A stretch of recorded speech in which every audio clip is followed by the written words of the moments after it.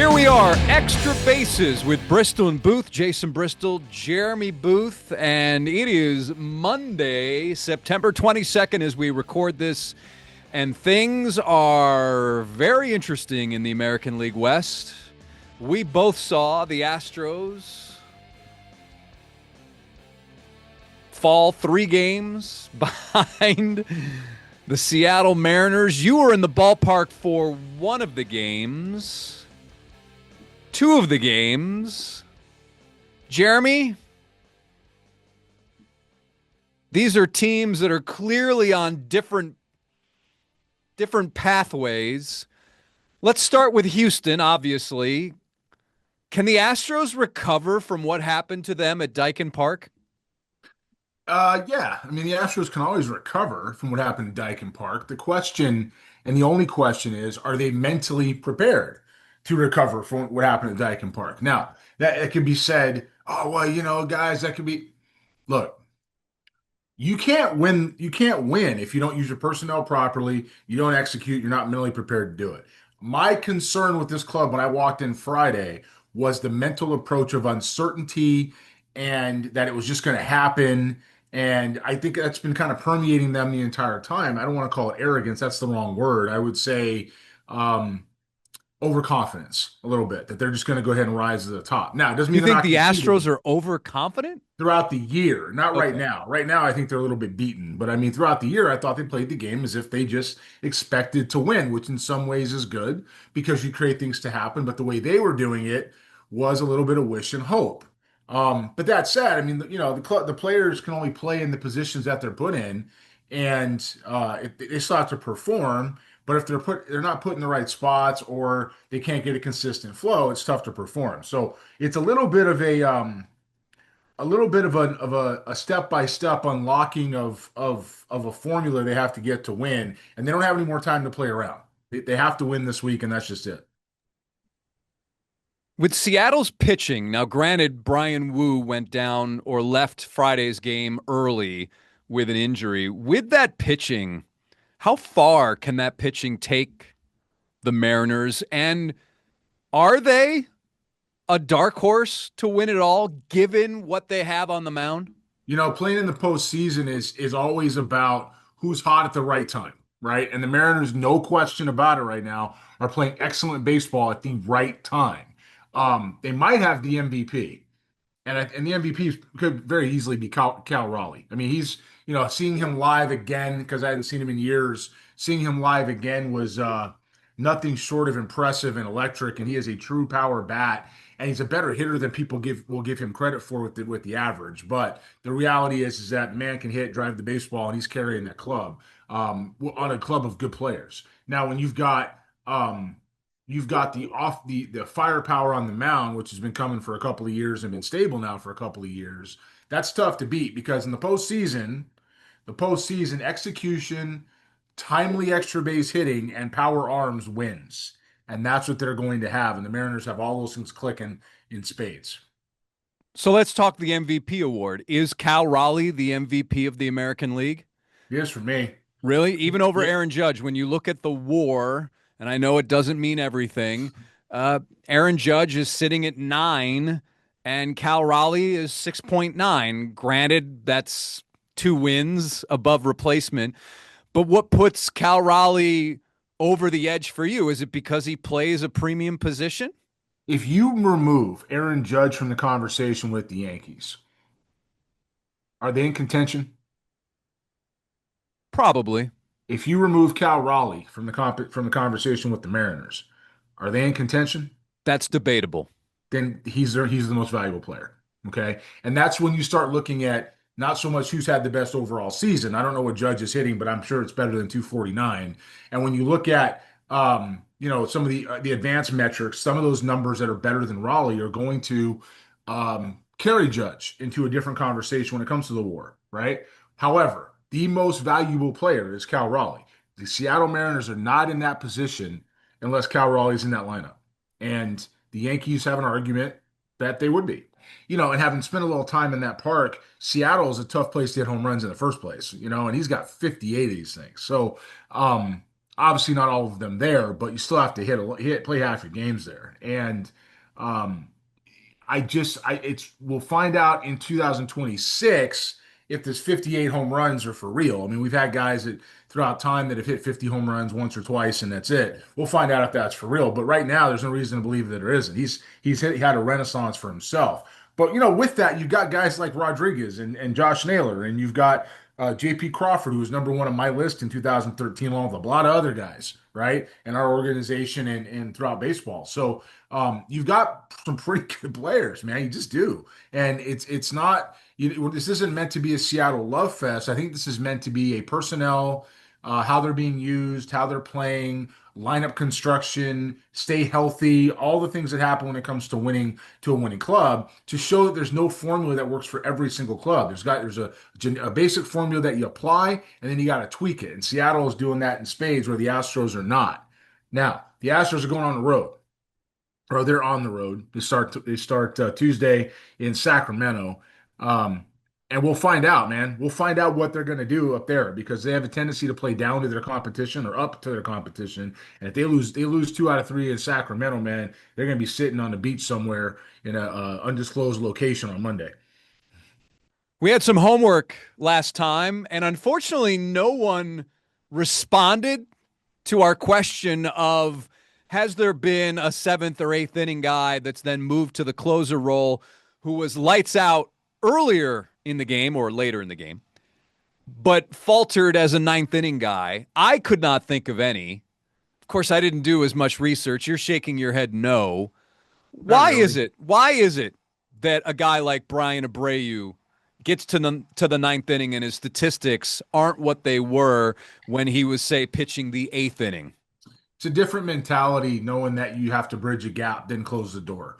Mariano Rivera, back in the day when you've had, back in the mid 90s, right? When you had John Wetland was the closer for the Yankees for a little while. Rivera was the eighth inning guy for a year, maybe two. And then he displaced Wetland and became the closer.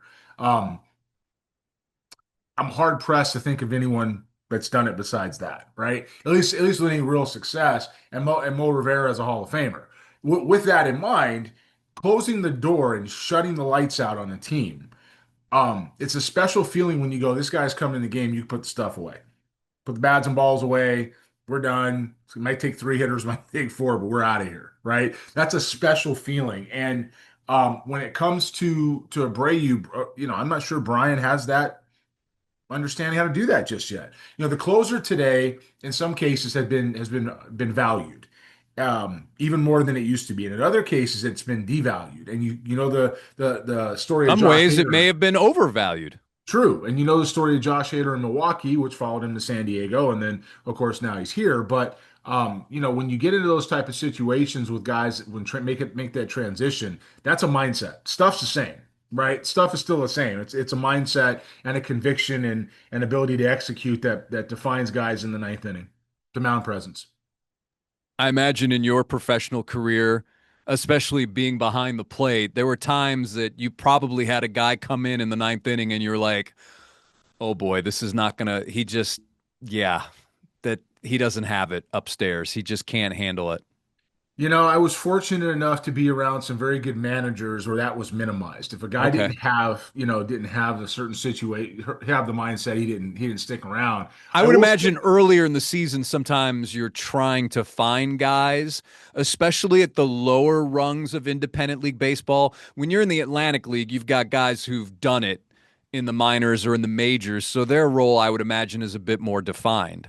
there were a few guys. I was pretty fortunate to have some guys, whether it was closer types that I played with in my brief times in major league organizations, or whether it was guys that I actually caught during regular season somewhere else. And I'll give you a couple of guys that were really good at it, just really good at it.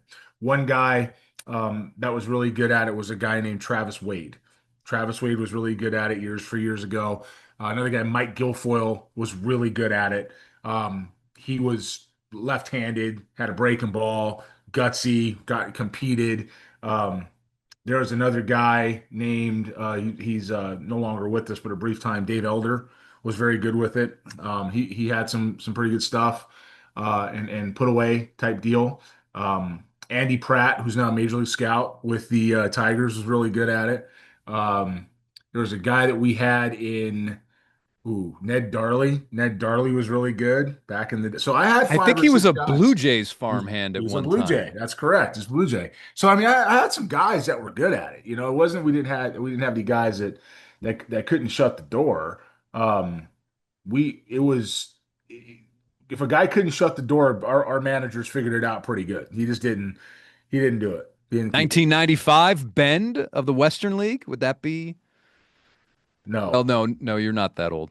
I'm not that old. No, sir. Ned But Darley had 23 saves that year. 2001 Nashua, yeah, he had 18. yeah. Okay, we can go. I could sit here and recite all Do it of all them. day. Yeah, I mean there were some good ones, and um I'll say this: while we did not get any closer comments, we did get some other comments on our last video.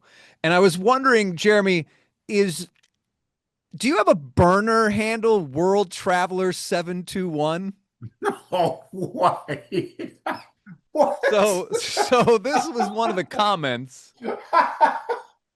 What?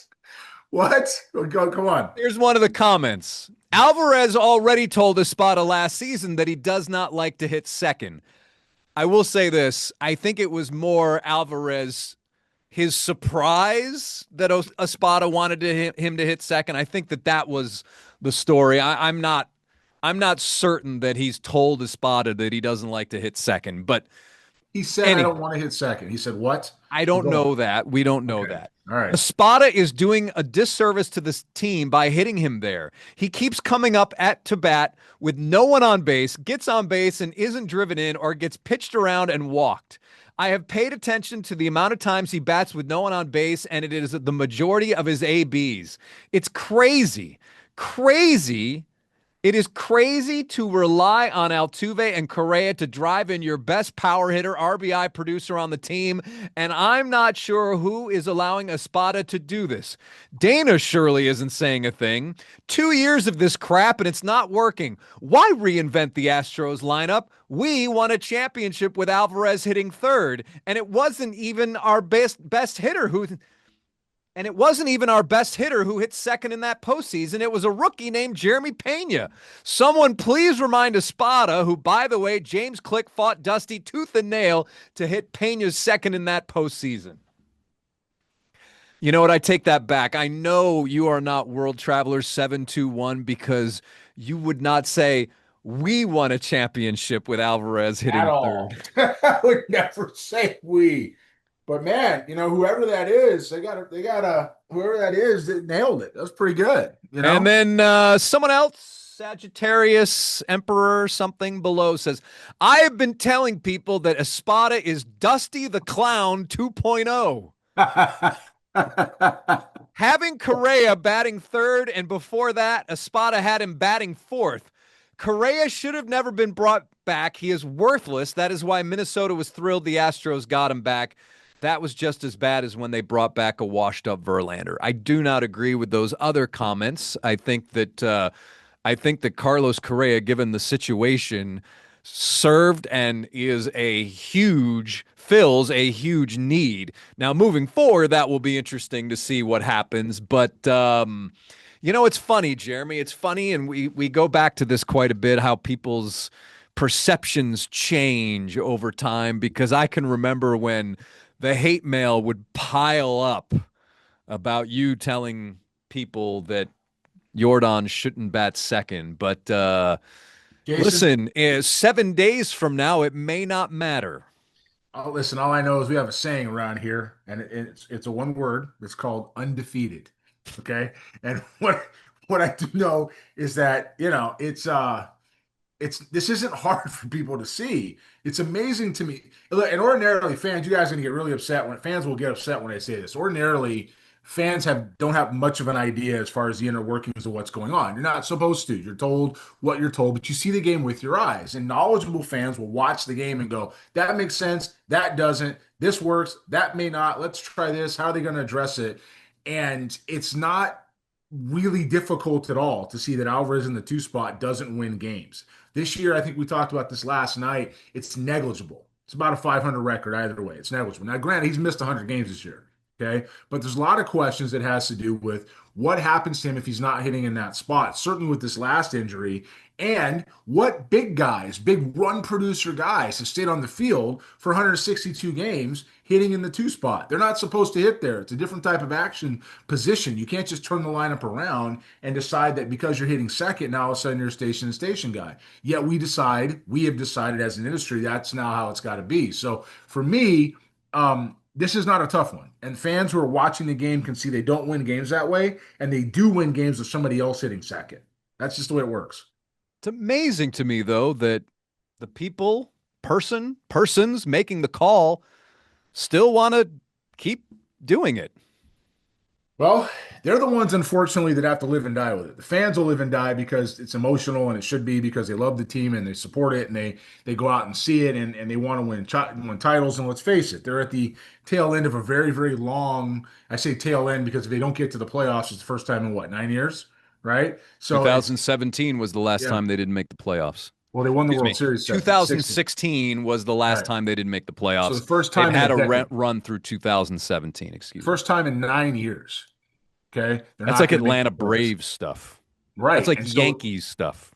and both teams had a reset in the middle of that where they had to come back and get good again. So it doesn't mean if you're a fan that this feels any better. But the guys that I'm gonna make this a little bit worse because I'm sitting in my off-season attire tonight on purpose. I got Can my graham tell. crackers. I got, I'm ready to go. Like 7 days from now, even though for me it's not my off-season, I'm doing this in honor of the Astros potentially having theirs. And I shouldn't say that, but I will say it this way.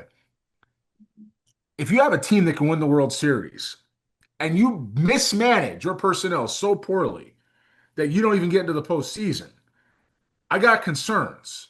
It's not in it for me to call for somebody's job. I don't believe that. I think you can make adjustments and go along those lines. Joe Espada's got to make adjustments.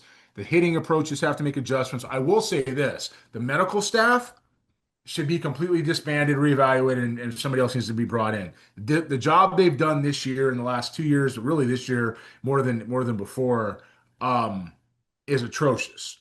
It is an atrocious job with this medical staff as far as their transparency, as far as their diagnosis, their approach. Any of this stuff has been bad, I all the think way the down big to not issue has been return to play. That has been the big issue. which all those things I just mentioned lead to that. If you know what's going on, if you evaluate it properly, you diagnose it properly, you're transparent about it, treatment takes care of it. So, and then buying into if whoever you are, the manager, which I would imagine that's got to fall to Joe when you put these guys in positions to perform and that they shouldn't be in. Lance McCullers should never start a game again unless he's throwing out the first pitch when he's retired. That's it. He should never start a game again. It should have been that way for a long time. But we all talk about Lance wants to start. Well, that's great. Good for you, Lance. You had a chance to start. It's not that part of your career. I called you Rich Harden a decade ago. You're Rich Harden now. That's what happened. And you could have been as a back end of a reliever, as a closer. You could have been who knows what. Who knows what? That's how good it was. That's how good you are in the bullpen or were in the bullpen. And we decided to throw that away because you had to be a starter. Okay. Well, you can't go backwards now you are where you are. There's no reason you should be starting. And when it comes to Yordan Alvarez, you can't go backwards and get what happened yesterday back. You have to go ahead. And that means when you get this man back in the lineup, you stop being stubborn, you stop hitting him second, you put him in a position to rest his body where he can go station to station a little bit and have some time off instead of having to sprint like that so he can go ahead and perform. If you don't do that, you deserve to lose. Also, I want to mention this more so about not necessarily the player, but the process. The Astros announced their minor league pitcher and player of the year awards. Zach Cole is your minor league player of the year. His season in the minors, 279, 19 homers, 18 stolen bases, a 916 OPS, and 97 games between AA and AAA. That'll play. That'll play. And that's why he's in the big leagues. But it was interesting. And this has nothing. I'm not taking a shot against this kid. but Bryce Mayer is the minor league pitcher of the year. More so, I'm just shocked that your minor league pitcher of the year, and I know wins don't mean everything, but he was 4-6 with a 4.11 ERA between A ball, high A, and double A. Now, granted, he was first in the organization, minor leagues, in strikeouts per 9 innings and sixth in opponent's batting average. And that 4.11 ERA was eighth best. I was just surprised. I don't think I've ever seen a pitcher with a sub 500 record winning an award like that. But maybe I haven't looked hard enough. It's Ks per nine. That's how they did it. He led the organization in Ks per nine. They looked for somebody who had some decent metrics everywhere else, and they went with that. Okay, And because I'm with I you. looked up guys, Jeremy. I'm Here's my with you. I don't. notes. Yep, I'm with you, Jason. Before you go any further, I completely share your skepticism. I don't know what you're going to say. I support 100% of it because I don't, this. I don't understand how this guy got in the position that he was in. Ulola, who is their top pitching prospect in the higher levels, 7-6, 10.4 strikeouts per 9 innings. I mean, there's a winning record. Dombrowski was 9-7 between AAA and AA. Yohan Oganda was 8-4 with a 10.7 strikeouts per 9 innings in A ball. Anthony Cruz, I think I have him at 8-3. So I'm just, it's just, Being I've three's never pretty seen a good. pitcher. And again, I am not slighting the kid. And I'm wondering if he was even surprised. My guess, and he did have a media availability on Sunday. I wasn't there, but I'm wondering if he was even surprised. But What they could have done because clubs will do this sometimes. It's almost like the guy you don't want around anymore. You talk about how great he is, right? I hate to say it that way, but it could have been a little bit. We got to trade somebody, and so, hey, this guy's pitcher of the year. So hey, you guys want him? We're going to protect you. I don't know, man. I'm he's guessing, 20, he's but 23 years old between single A Fayetteville, high A Asheville. It's so weird for me that Asheville's high A, and double A Corpus. But look, man, the entire minor leagues are flipped upside down. You got the he's rated Northwest. the Astros number 11 overall prospect selected in the 16th round of the 2024 draft from Missouri. Now, I'm sure Dana can give us, he's one of Dana's guys, so I'm sure he could give us more on him. But I've just, and again, I'd have to do more research. I think I did enough right here. Yeah, I think you're good. Um, but I was just surprised. I've never seen a minor league pitcher of the year with a sub 500 record. I think you're good. I haven't, I Again, don't have a nothing whole. against Bryce Mayer. This No. may propel him to incredible heights. I just was shocked that it was a sub 500 record Listen, all because I know is sometimes it can be a performance award as well. Not just it's not always about. Certainly, it looks better when some guy reaches the major leagues and then you can say, "Oh, he was our minor league pitcher of the year," and I'm sure that may have had something to do with it as well. if you're searching for a reason, there's probably a lot to search for. Usually, Yeah. when guys win awards, they stand out. Like a Zach Cole immediately stands out. Baseball America, insert plug. Baseball America had really their 30 players of the year, minor Yep. players of the year They today, did and their players of the year for each organization. and nine of them are Future Stars Series alumni. Jason, I might give this player evaluation thing a try once in a while, maybe. Well, that's pretty But good for a disgruntled scout. yeah, you don't get a whole lot of those anymore either. You ever notice that? Those have gone. Those have shifted, you know. But what I would say is that all the guys that won it that I looked at, and granted, I looked at our guys, the guys that we had here who are family. And while I'm at it, hey, Petey Halpin, I appreciate the message. Man, I'm so proud of you Oh, that's awesome. and happy for you. And Just called up, uh, correct? yeah, can't miss TV was what I call Petey Halpin. I never wanted to miss an at bat. Petey Halpin was going to Comp, hit. comp, comp. I mean, I don't remember who I put on him before, but I hear he's a 70 runner now. And if he is, he might be JD Drew. I mean, he's a pretty good player. Yeah. I'm sorry. What? Petey's a pretty good player. And I remember when Petey was in high school, man, I didn't want to miss an AB. They'd be like, hey, JB, Halpin's on deck. I'm like, stop what we're doing. I'm watching this guy hit. And this is the same lineup with Cruz and Veen and Tommy Troy and a lot of guys, Soderstrom, Michael Brooks. I mean, it's a pretty good lineup here. And when Petey Halpin was going to hit, I did not move from what I was doing, and it's been that way ever since I met the kid. Nobody's earned it more than him, and he deserves it, and I could not be happier for him. You Now, saw, I'm sorry, go ahead. I thought you were. no, go ahead. No, I was about to say the intangibles, those jumped off the page for you too when you talked to him and Listen, saw him. when I met Petey, it was at it was a scout day for BPA travel ball, and at the end of the workout, not even done, I'm sitting there watching players. Which one, by the way, Cooper Pratt was at that workout too. Okay, and I'm evaluating players, and Petey says to me, "So, am I going to Fenway?" It's like 2 o'clock in the afternoon. We're not done yet. I said, now in my head, I already know he's going, but I'm like, okay, let's Yeah, let where this. where do you go with that conversation? Do Yeah, you it's just. I say, hey man, I haven't made my decision yet. I'll let you know. It's a tough, and it was a really tough team, man. That was a loaded up lineup, but I was like, yeah, I'm not sure. He goes, tell me after the day. Yeah, yeah, come back after 5 o'clock. Am I going to Fenway? I don't know. So I get this text a couple days later. Have you made the decision if I'm going to Fenway or not? So I call him and I say, "Hey man, you're going to Fenway." He goes, "All right, sweet. Can't wait." It was great. So, but that's Petey. That was the hustle. That was the compete. That was the get after it. That was the fire.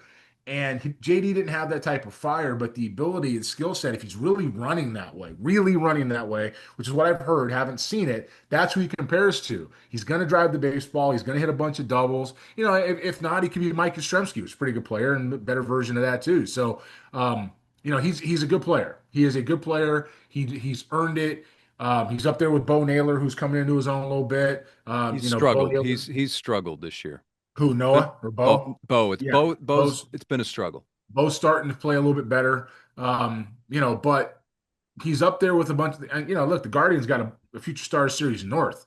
They got a bunch of guys. So when it comes to what's going on there, he's in the right environment with some good people, and I'm proud of him. Okay, that's all I can say. But back to what I was talking about, the Baseball America minor players of the year. All those guys jump off the page as to why. Elmer Rodriguez, Cruz, Zach Cole, Connor Griffin. You start going, the kid Jared Ritchie, Henry Bolte. Like start going down. Robbie Snelling. Some of those guys all have something in common, by the way. But In other if words, you don't have to search through their stats to see. I got you.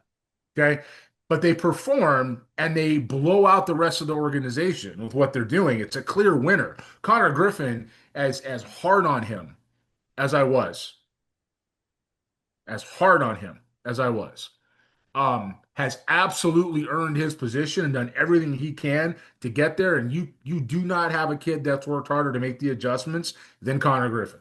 And he blew everybody away in a very loaded Pirates minor league system to win that type of role. So, or at that position. So if you look at the Astros pitcher of the year and you can't answer that question, tells you where they are, tells you what they're searching for, right? And so hopefully they address that. But congratulations to the kid. However, he's got some stuff to prove on his way.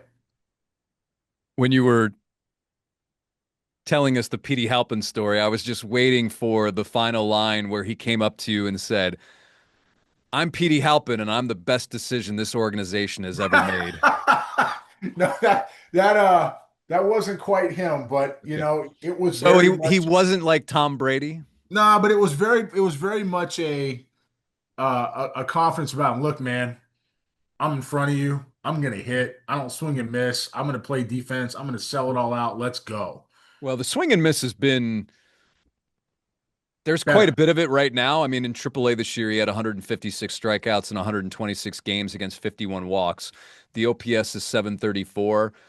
He did a repeat of Double A in 2024, and his strikeouts dropped by about 30. However, his batting average also dropped by 10 points, although his OPS went up. So Cleveland does They push their guys, right? They push their prospects. They're not they move them as they need to. They don't Okay. hold them All right. back, and I'll give them that for small market organization. They don't manipulate it too badly. When it comes I mean, the reason I bring that up is because Halpin was 21 at Akron, so I imagine in 2023. So I imagine he was probably one of the younger guys in the league. So for sure. Yeah, I mean he signed at 18 years old, right? yeah. So it was 2020 draft, which was the COVID draft. So that year was gone anyway.